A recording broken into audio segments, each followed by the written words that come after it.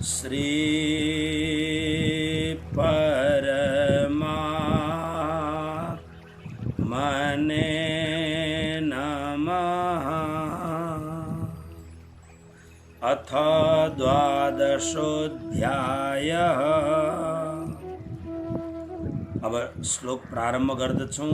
सबैभन्दा पहिले अर्जुनको प्रश्नबाट 12औं अध्याय यानी भक्ति योग प्रारम्भ हुन्छ।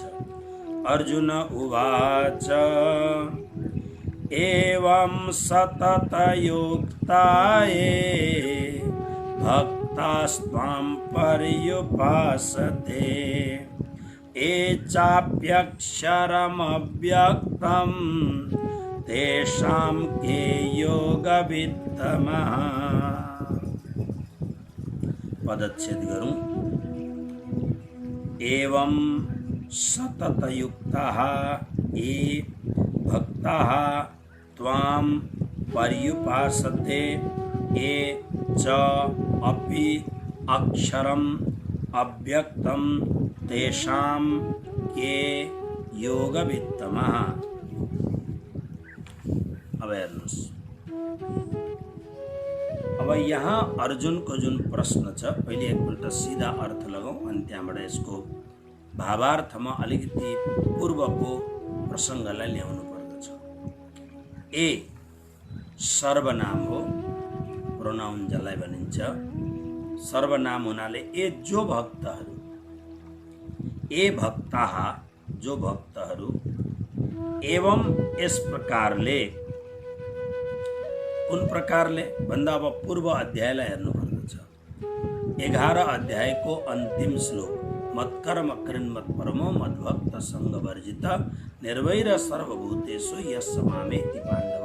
यो जुन श्लोक छ 55 श्लोक, यसको अनुसारले सततयुक्ता निरन्तर तपाईमा संयुक्त भएका। अब यसमा त्यही कुरो मैले अघि निवेदन गरेँ नि त, संसारका कुनै पनि कार्यमा अर्जुनलाई पनि त भगवान यही भन्दै हुनुहुन्छ उठेर युद्ध गर। तर युद्ध गर्दाखेरि के गर्ने भन्दा प्रभुले भन्नु माम अनुस्मर, मेरो स्मरण गरेर युद्ध गर।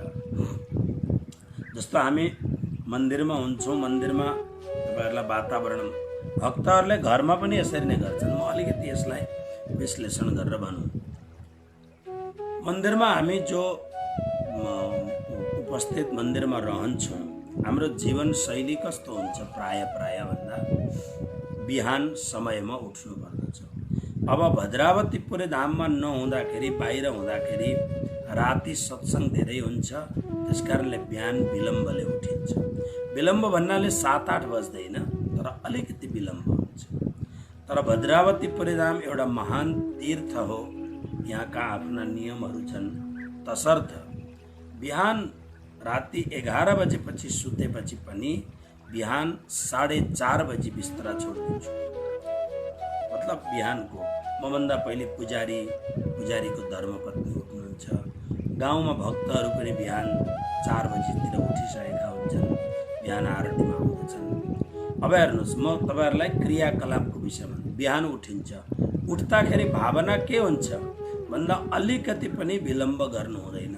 किनभने राजजीको आरतीमा म पुग्न पाउँदिनँ। यो सबभन्दा ठुलो प्रमाद हो, सबैभन्दा ठुलो दोष हो। मैले पुग्नुपर्छ भावना। म आफू उठ्नका लागि मेरो उठाइ किन भन्दाखेरि राजजीको आरतीमा पुग्नको लागि। र परमात्माको अनन्त कृपाले विगत 26 वर्षदेखि एक दिन पनि भद्रावतीपुरी धाममा हुँदा आरती परमात्माले छोडाउनु भएको छैन, एक दिन पनि भद्रावतीपुरी धाममा।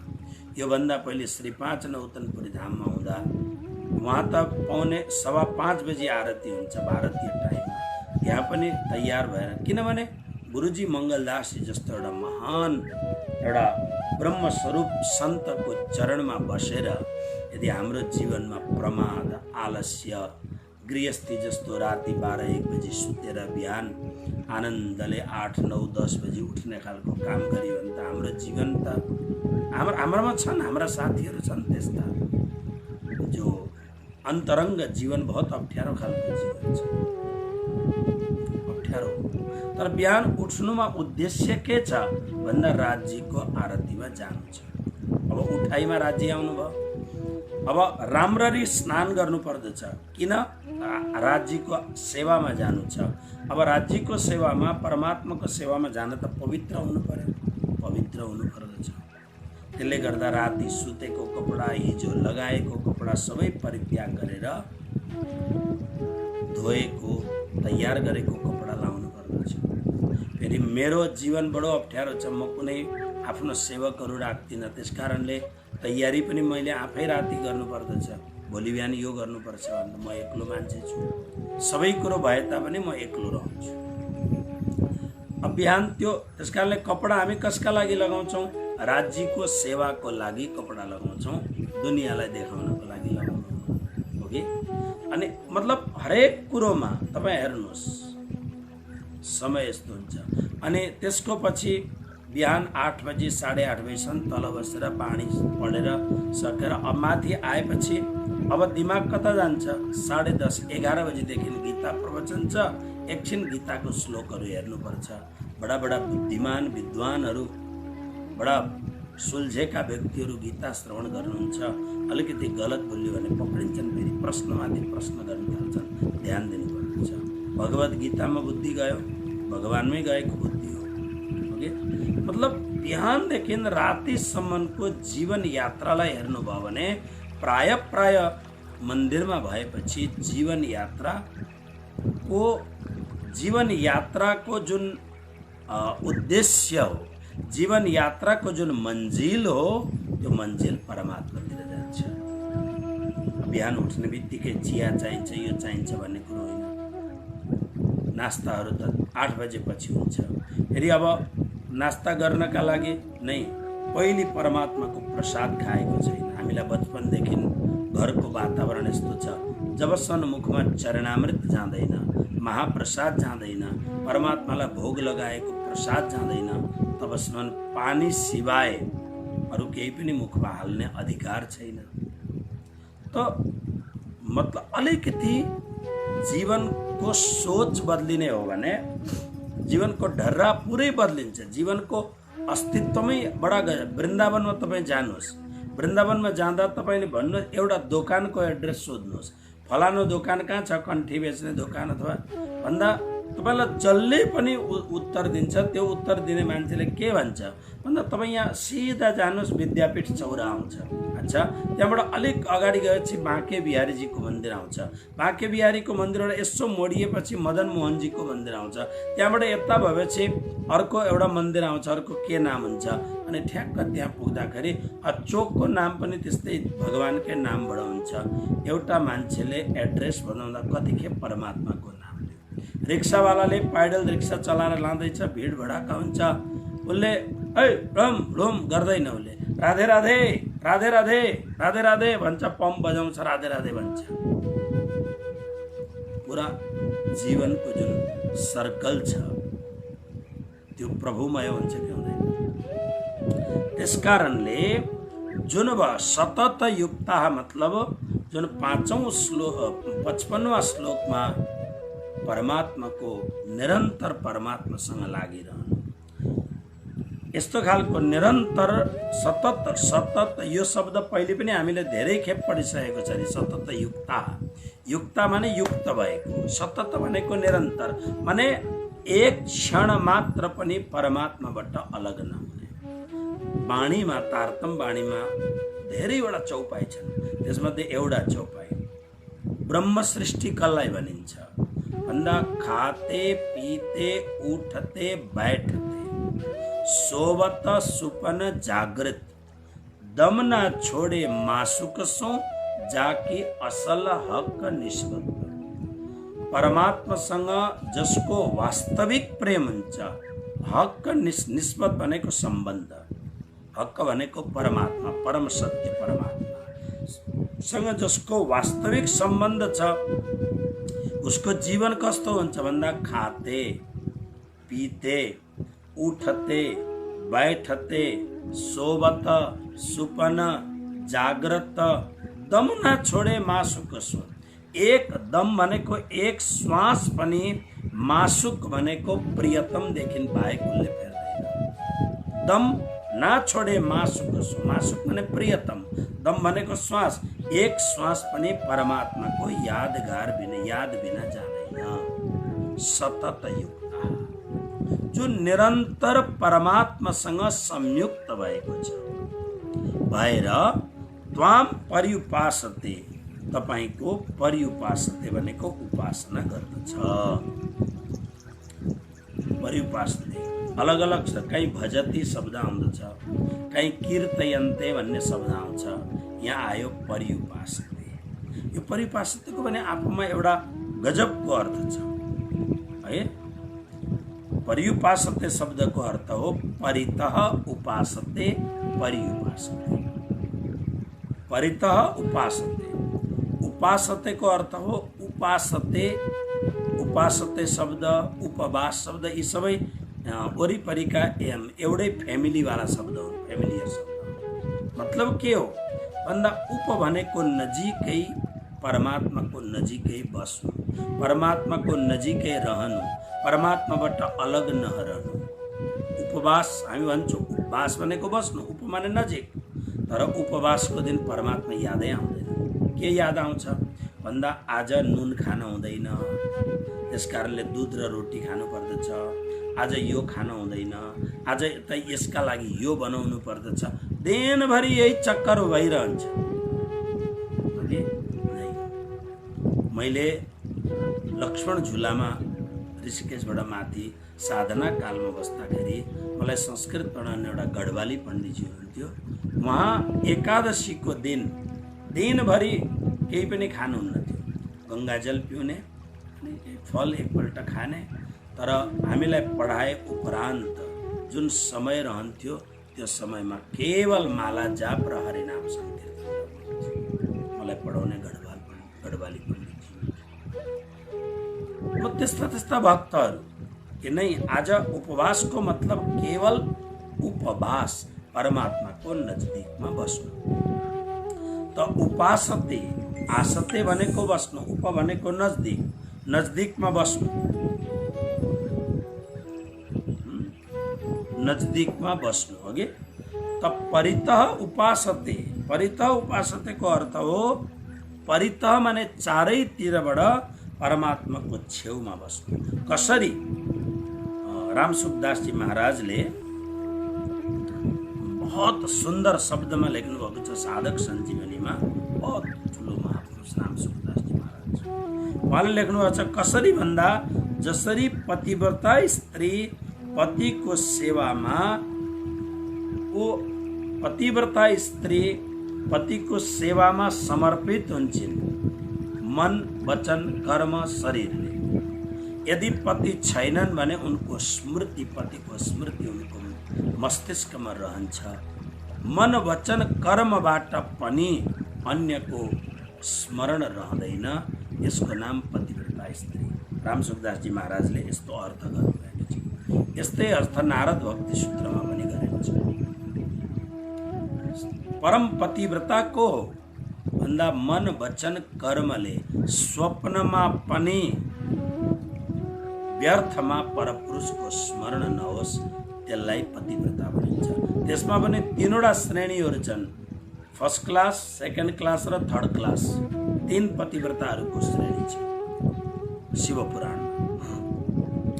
र पर्युपासते जो चारैतिरबाट या अत्यन्त राम्ररी परमात्माको नजदिकमा रहन्छ र यस कारणले पर्युपासते च।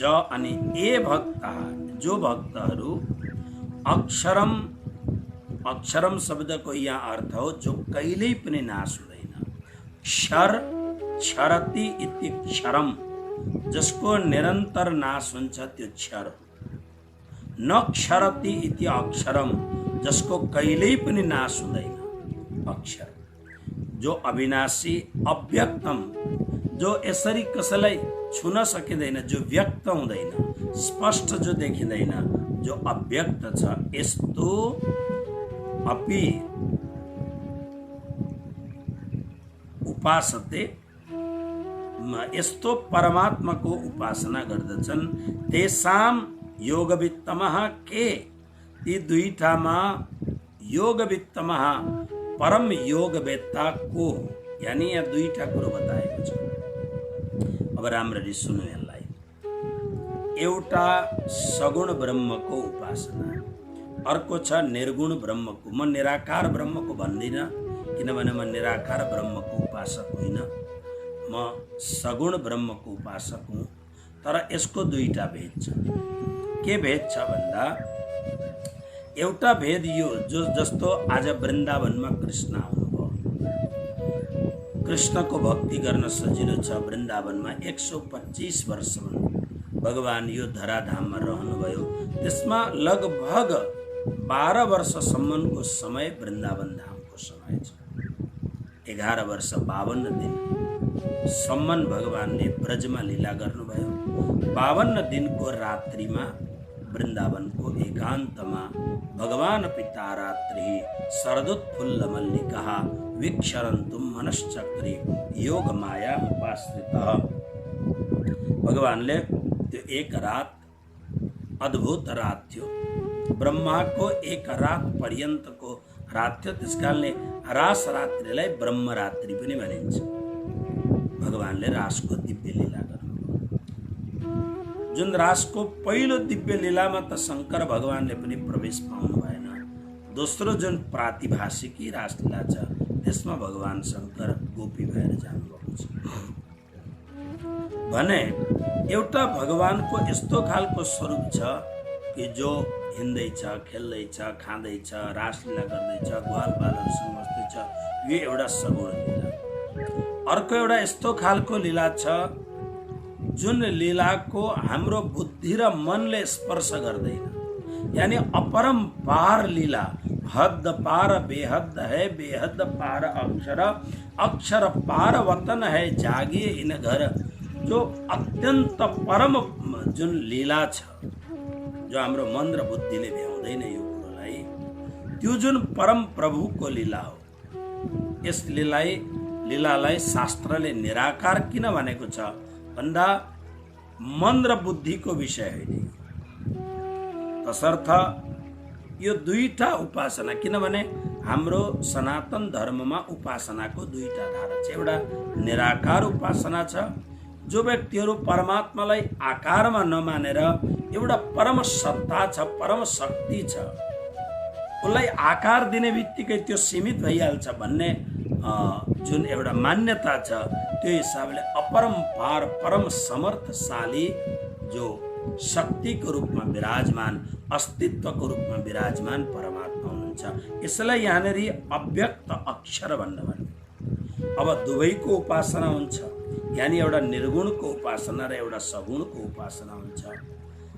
अब निर्गुणको उपासना गर्नेवालाहरूले सगुण उपासकहरूलाई यिनीहरू त हेर मूर्तिको पूजा गर्दछन्, पानी चढाउँदछन्। अरे जसको चरणबाट गङ्गा प्रकट हुन्छ उसलाई पानी के चढाउँदैन? उनीहरू ध्यानमा अलमस्त हुन्छन्, ज्ञानमा अलमस्त हुन्छन्। उनीहरूको यो धारा भयो निर्गुणा भक्तिको। सगुण भक्तिहरू परमात्माको लीलामा मस्त हुन्छन्, प्रभुको स्वरूप राख्दछन्, बिहान नुहाइदिन्छन्, राम्रो कपडा लगाइदिन्छन्, अनि घरमा मिठो मिठो कुरो बनाएर गोपालजीलाई खिलाउँछन्। प्रभु आज गर्मीको समय छ, यस्तो खानुहोस्, अब ठन्डी सुरु भयो, यो खालको जलपान गर्नुहोस्, यस्तो कपडा लाउनुहोस्, इत्यादि कुराहरू छन्। दुईटा उपासनाको धारा छ। अब भक्तिहरू यो दुईटै उपासनाको श्रृङ्खलालाई हेर्ने हो भने निर्गुणा भक्तिको श्रृङ्खलाको बादशाह सम्राट जस्तो हुनुहुन्छ श्रीमद् शङ्कराचार्यजी महाराज, अद्वैतका सम्राट भगवान आदि शङ्कराचार्यको दिव्य परम्परा निर्गुणा भक्ति। अब सगुणा भक्ति परम्परामा भक्ति धाराहरू छन्, जसमा भक्तिका आचार्य वैष्णवाचार्यहरू छन्। हाम्रो जुन परम्परा छ प्रणामी परम्परा, त्यो पनि भक्तिको परम्परा हो, सगुणा भक्तिको परम्परा हो। त्यसकारणले यो दुईटै अब सगुणा भक्तिको परम्परालाई हेर्दाखेरि पनि यस्ता यस्ता महापुरुषहरू छन् जसले परमात्मालाई आफ्नो मानेर, स्व मानेर परमात्माको लीलामा सम्मिलित भए। परमात्मालाई प्रत्यक्ष उनीहरूले काखमा बसाएर परमात्मालाई खेलाए, परमात्माको अनुभव गरे। एउटा उनीहरू छन् एउटा ध्यानमा बसेर, झुर्लुममा ध्यानमा बसेर त्यो भित्र जुन आनन्दको, ब्रह्मानन्दको परम स्रोत भित्र बगिरहेको छ, अदृश्य त्यो परमात्माको परमानन्दमा झुर्लुममै डुबेका छन्। निर्गुणा भक्ति त्यो पनि एउटा भक्ति छ। यो दुईटामा कुन चाहिँ परम श्रेष्ठ हो, कुन परम श्रेष्ठ छ भन्न अर्जुनले सोद्धाखेरि अनि भगवानले भन्नुभयो, सुन। श्री भगवानुवाच मय्यावेश्य मनो ये मां नित्ययुक्ता उपासते श्रद्धया परयोपेतास् ते मे युक्ततमा मतः। मयि आवेश्य मनः ये मां नित्ययुक्ताः उपासते श्रद्धया परया उपेताः ते मे युक्ततमा मतः। मयि भनेको मेरोमा, मनः आवेश्य मनलाई लगाएर, मनलाई प्रवेश गराएर, यानी मेरोमा मन लगाएर, नित्ययुक्ताः निरन्तर ममा नै संलग्न भएका ए जो भक्तहरू, परया श्रद्धया अत्यन्त श्रद्धाले, उपेताः युक्त भएर यानी परम श्रद्धाले युक्त भएर, माम उपासते मेरो उपासना गर्दछन्, यानी मेरो जुन सगुण साकार स्वरूपको उपासना गर्दछन्, ते ती भक्तहरूलाई मे मताः मेरो मतमा युक्ततमा म सर्वश्रेष्ठ मान्दछु। जो भक्तहरूले म श्री कृष्णलाई बालकको रूपमा, नन्द बाबाको काँधमा चढेको, यशोदाको काखमा झुल्दै गरेको, झुलामा झुल्दै गरेको, बालबालहरूसँग खेल्दै गरेको, गोपीहरूको परमानन्द मूर्ति भएको, अनेक भक्त वाञ्छा कल्पतरु भएको यस्तो खालको मेरो जुन सगुण साकार रूप छ, यसको जुन जसले भक्ति गर्दछ, कसरी भक्ति गर्दछ, आफ्नो मनलाई सम्पूर्ण रूपमा मेरोमा लगाएर परम श्रद्धाले युक्त भएर जो मेरो उपासना गर्दछन्, मेरो मतमा ती सर्वश्रेष्ठ भक्त हुनुहुन्छ। अब अर्जुनले त्यसको मतलब निर्गुणा भक्ति गर्ने, ध्यानमा चुर्लुममा डुब्ने, ज्ञानको उपासना गर्ने, अक्षर अव्यक्तको उपासना गर्ने यी चाहिँ श्रेष्ठ होइनन् भन्दा नै, ती पनि श्रेष्ठ हुन्, ती पनि श्रेष्ठ हुन्। र त्यस 3 र 4 श्लोकमा निर्गुणा भक्तिको वर्णन प्रभुले गर्नुभएको छ, जसको व्याख्या भोलि हामी गर्नेछौँ यो 3 र 4 श्लोकलाई। किनभने मैले हिजो पनि निवेदन गरेर छु, 12 अध्यायलाई निश्चित रूपमा हामी जल्दीबाजीमा चाँडो सक्ने प्रयत्न गर्ने छैनौँ। मात्रै 20वटा श्लोक छन्, त्यसमा 2टा श्लोक आज पुरा भयो, अब 18 श्लोक छ।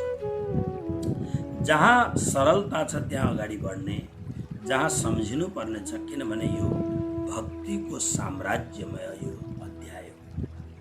र यो कलिकालमा र हाम्रो यो जुन एउटा इलेक्ट्रोनिक मिडियाको जुन युग छ, यो युगमा जहाँ हामी 24 घण्टा या त आफ्नो कार्यमा व्यस्त छौँ, नभएदेखि मिडियाले हामीलाई कहीँ न कहीँ व्यस्त बनाएर राखेको छ।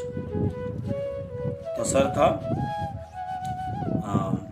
यस्तो व्यस्ततम समयमा हामीले अलिकति पनि भक्ति गर्न सक्यौँ भने पोइन्ट अधिकार तरिकापूर्वक भक्तिको केही पोइन्टलाई हामीले पक्रिन सक्यौँ भने निश्चित रूपमा हाम्रो जीवन अत्यन्त सुन्दर सुखद हुन्छ।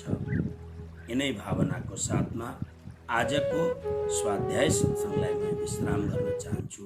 सबैलाई मेरो कोटि